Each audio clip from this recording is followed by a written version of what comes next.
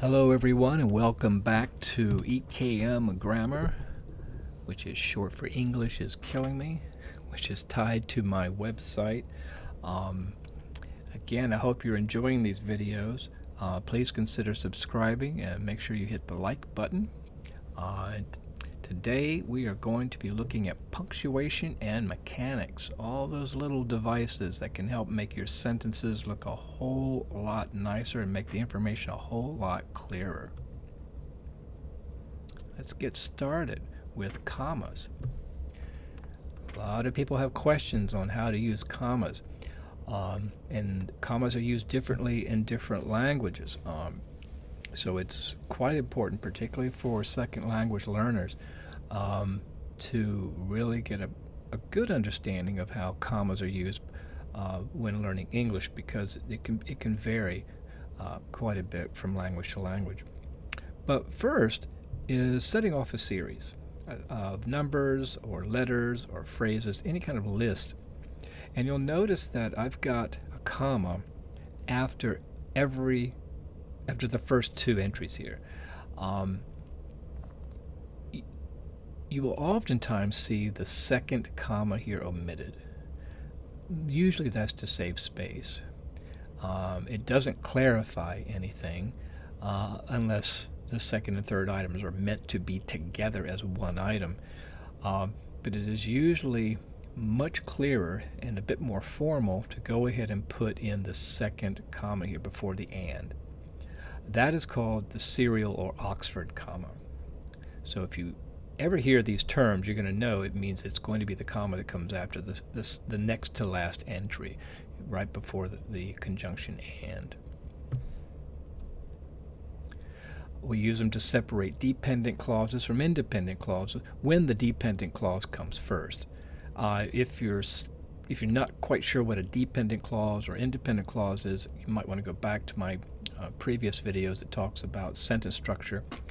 But right here in this example, we have when I have free time, which is a dependent clause. I like to play chess, which is an independent clause. And the idea here is that the dependent clause is kind of setting up the situation, either how or when or where. And the independent clause gets to the actual core, or what we call sometimes the matrix or kernel sentence, what is actually the main idea. Now, if the independent clause came first, you would not have to have a comma. So if I said, I like to play chess when I have free time, that would not require a comma at all. Actually, you would not want to have a comma there. We also use a comma to connect independent clauses with a conjunction. Now, many of you are already comfortable with this idea. So we have, if the weather is beautiful, the weather is beautiful, comma, so I will go for a walk. So it's a cause-effect situation there. The weather is beautiful, so I am going to do this. That's a result of the good weather. We would not want to use a comma here without so. That would be considered a comma splice. So if I said, the weather is beautiful, comma, I will go for a walk, that is incorrect punctuation for an English sentence. So you want to make sure that you don't splice your sentences, your clauses, because it's just going to lead to confusion. But if you're going to use a conjunction like and, but, so, or for, then you'll want to go ahead and use a comma before that. And before or after a quote. So example, the car needs to be repaired, comma, said the mechanic. You notice the commas are always inside the quotation mark, not outside. Or if you have a question like, what time is it, she asked. In this case, you do not have a comma. So we don't use commas when we have other punctuation marks here, like an exclamation mark or a question mark. But there's still more. We use them with non-restricted adjective clauses. Now I have another video that talks a bit more about adjective clauses, but a non-restrictive adjective clause is one that is giving additional information, information that is extra, you might say. We wouldn't need it to actually know what proper noun we're talking about. So in this case, the play will be performed at arena stage is the complete thought, but there is an adjective clause added at the end, which is giving more information about arena stage. And in that case, I'm going to have a comma that separates that adjective clause from the main sentence. And we also use it to separate city from state or country. Now we see it in example 4, we saw Washington, D.C. already. So when you have a town and a state like Fairfax, Virginia, you want a comma between those, a Washington, comma, D.C., or Paris, comma, France. And when we add parenthetical information, and now the parenthetical phrases are just that. They're just, again, tacked on information. They're not necessarily, they're not really adjective clauses. They're just little phrases that give a little bit of emphasis, maybe a little bit more detail to the end of a sentence. So my wife likes to go out for dinner, comma, especially to Italian restaurants. So the main sentence is, my wife likes to go out for dinner. That would be the independent clause. But after that, I'm adding a little comma because there's a little phrase I would like to add for a little bit of emphasis. And how about semicolons? Well, we use them after adverbial conjunctions, oftentimes called logical connectors. There's a long list of logical connectors. However, therefore, consequently, for this reason, also, indeed, as a matter of fact. I mean, it's quite a long list. And all of them can be punctuated a couple of different ways. They can be preceded by a period and have a comma after them, or they can be preceded by a semicolon, like this example, with a comma after them. Two closely related sentences can be separated by a semicolon. You don't want to start a new thought here. This can be a little tricky for some new writers, but notice here, my friend battled cancer. His health will never be the same. In this case, the second sentence is really directly related to the meaning and the content of the first sentence. You would not want to start a new sentence here with a completely unrelated thought. For instance, you would not want to say, my friend battled cancer, semicolon, I really like his car that he just bought, or something. That would not make any sense at all for the first sentence that was mentioned. This can take a little getting used to. You don't want to overuse a semicolon when you have two sentences, but it really adds a nice slight pause to a second sentence if it is directly related to the first. We also use semicolons to separate internal punctuation or to separate a series that has internal punctuation. So you'll notice here I'm talking about three different teams. There will be three teams, got a colon here, and I'm setting off a series. And then you'll notice that each time I mention a team, there's a little comma with adjective clause material. So the semicolon really helps to make sure where the new item in the series is taking place. If everything was a comma, it would be very confusing.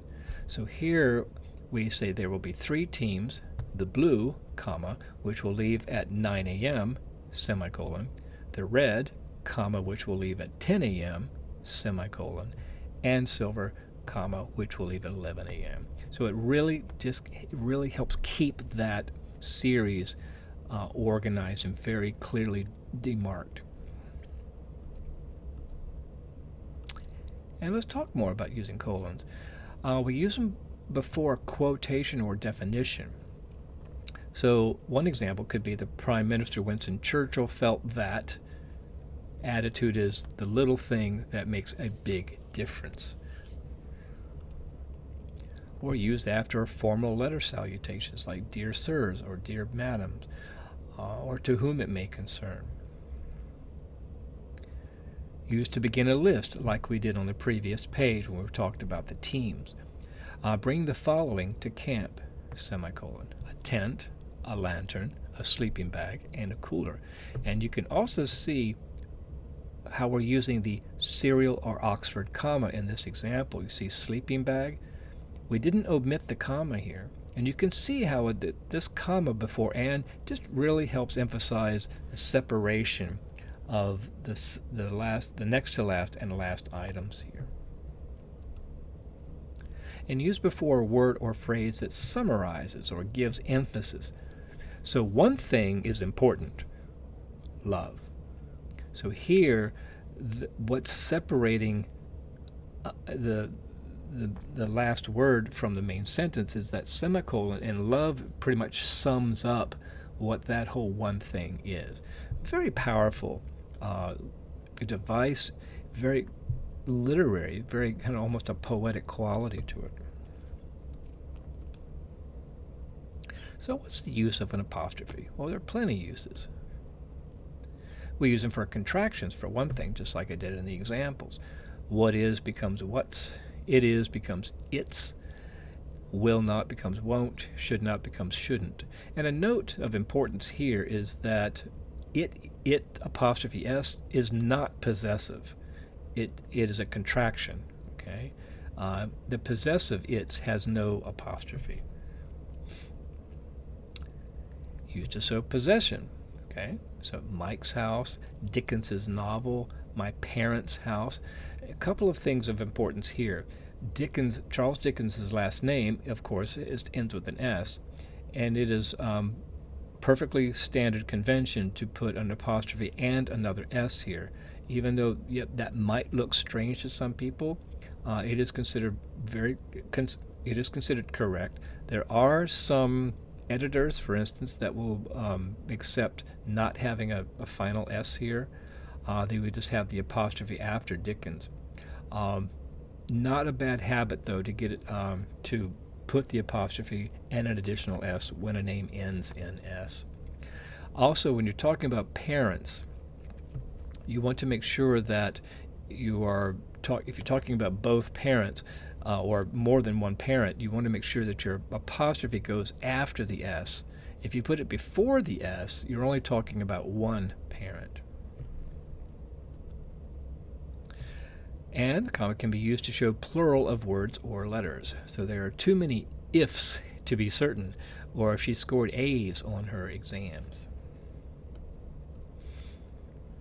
And how are we going to use quotation marks? Well, you can see a little use right here. You notice that comma coming, see, inside the quotes? Well, there are many uses here. Actual speech, that's the most common usage. Alexander Pope wrote, "To err is human, to forgive divine," so that is a literary quote. Used for titles of articles, essays, short poems, short stories, songs, and chapters of books. So John Updike wrote the poem Good Boy. This is a short poem, it's not a 30-page poem, for instance. Hemingway's short story Hills Like White Elephants has a symbolic setting. Used to indicate a specific word being discussed. So the word idiot is very offensive. As we'll talk about later, sometimes italics can be used to set off a particular word that's under discussion as well. And parentheses. Notice I'm using parentheses up here. I see the information below.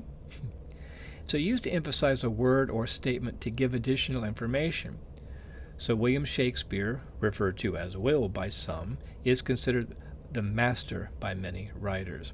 Now notice you could, as far as the meaning here, you could use an adjective clause here, but that would mean more words and it would mean even more punctuation. For instance, you could say William Shakespeare, comma, who is referred to as Will by some, comma, is considered the master by many writers. So this is one other way to add additional information. Kind of interrupts the sentence, but interrupts it in an informative way. It's not giving non-essential. It's not giving non-related information. and to add information that is not really necessary. So now we are doing just the opposite. We're adding information that probably could be left out. So the boy's bicycle, a red 10-speed that the boy's dad bought for him for Christmas, was lying in the garden on top of the flowers. Now, we don't really need to know that the bike is red or a 10-speed or he got it for Christmas.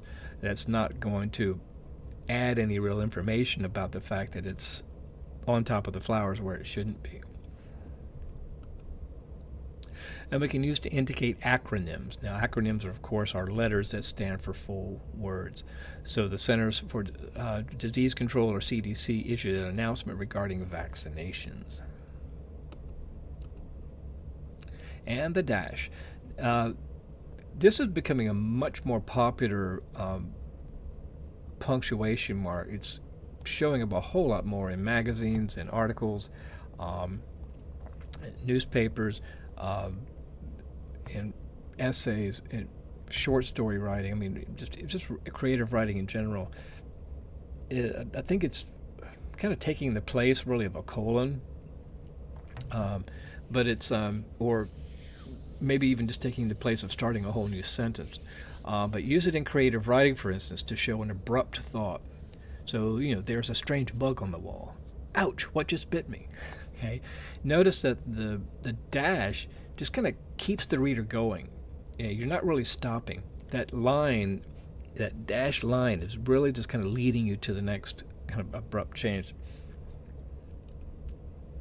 It can also be used to take place of an adjective clause. So my cousin used to live in Philadelphia, the only city she ever loved. Now, when I say it's taking the place of an adjective clause, listen to what I say if I use an adjective clause instead. My cousin used to live in Philadelphia, comma, which is the only city she ever loved. So you can see how the dash here could definitely save space and time. Of course, that's why a lot of editors, newspapers, magazines would like it, because space is very valuable, and they want to use up as little space as possible. Use it to add clarification. So Ji-yoon was proud of her accomplishment, a PhD in philosophy. Okay.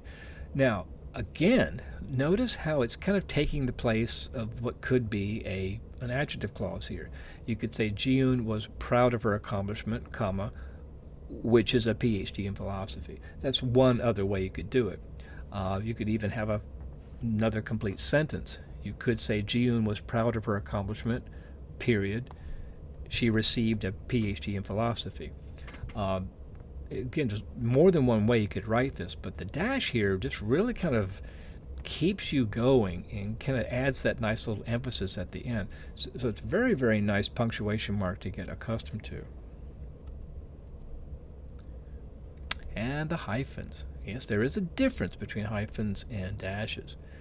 So when we're using multi-word adjectives like you're seeing right here, for instance, I have a 3-year-old car.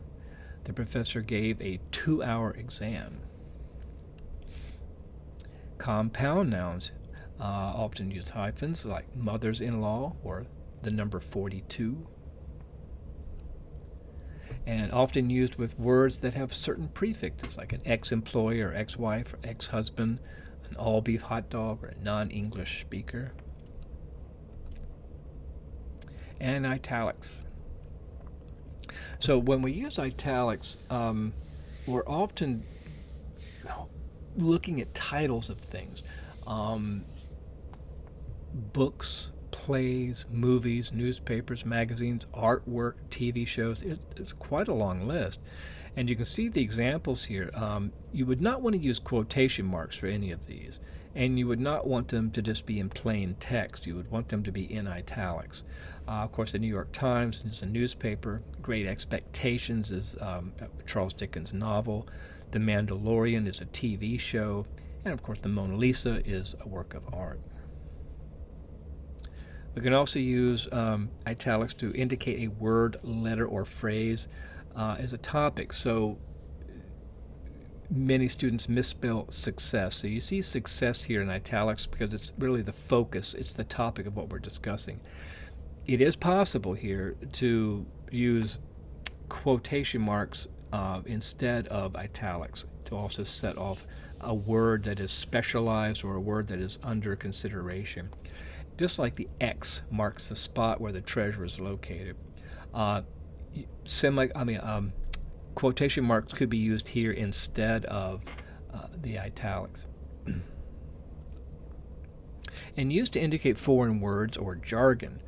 Jargon uses usually scientific or industry-related terms that are tied to a specific field of work.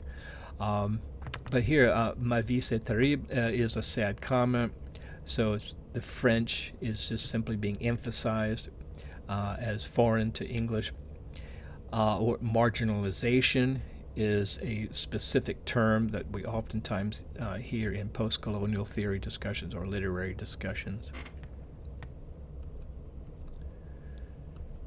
And capitalization.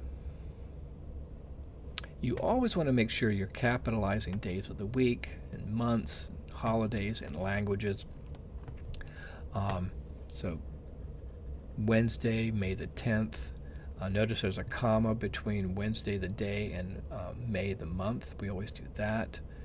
And we hope it snows on Christmas. Of course, Christmas is a holiday. You would also do it for Easter, Ramadan. These would all be capitalized. French languages are always capitalized.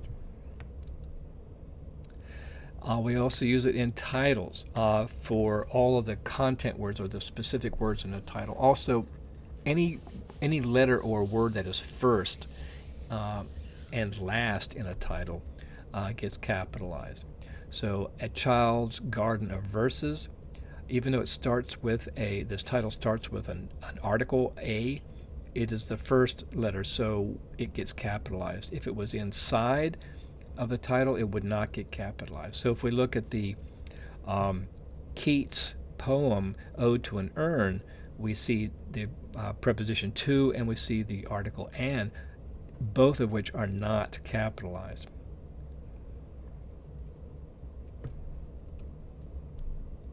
Used for professional and political titles, so President Roosevelt or Professor Smith. And we continue on when we're talking about geographic areas, like the North, meaning the northern part of America. The North won the Civil War. Of course, the Civil War is a specific historical event.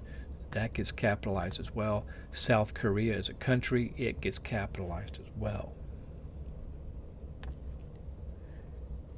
We also capitalize when we're making reference to a particular individual, like the president said the economy is in trouble. So even though we're not mentioning the name of the president, we know we're only talking about one specific individual. The pie mother made is quite delicious. And of course, this would be if you're referring to your own mother, for instance.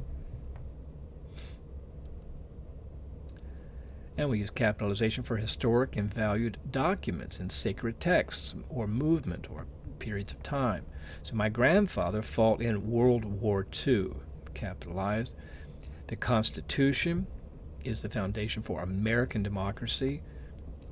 And we also keep holy text in or sacred text in capital letters, so the Bible, Quran, Tao Te Ching, for instance.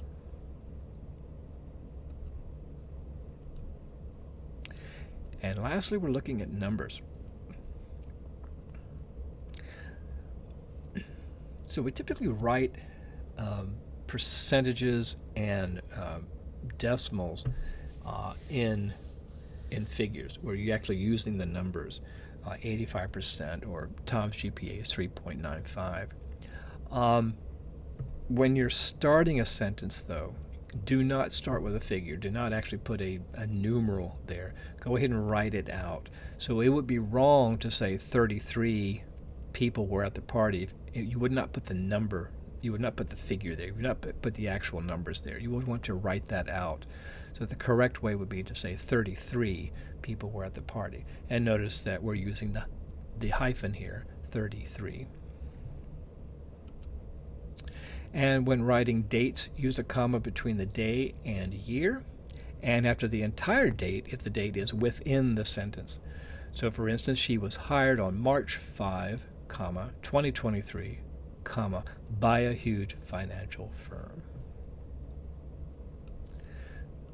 So I hope that helps clarify some of the basics of punctuation and mechanics. Hopefully you can watch this as many times as you need and get what you need from it. I'm sure it will help your writing. But until next time, thank you very much for watching.